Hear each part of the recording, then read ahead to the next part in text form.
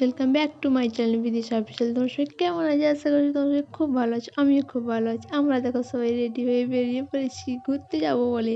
1 জানুয়ারি video এতদিন edit করা হয়নি, সময় পাইনি।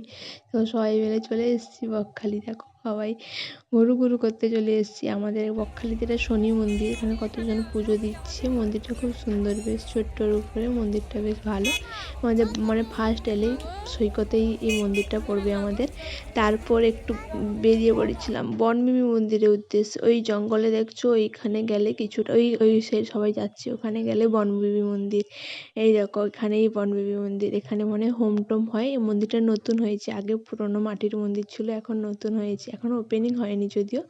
কতজন এই গাছটায় মানত করেছে, দেখো কত মানে কি বলে, সবার মানতের মানসিক বাঁধা ঠাকুরের কত।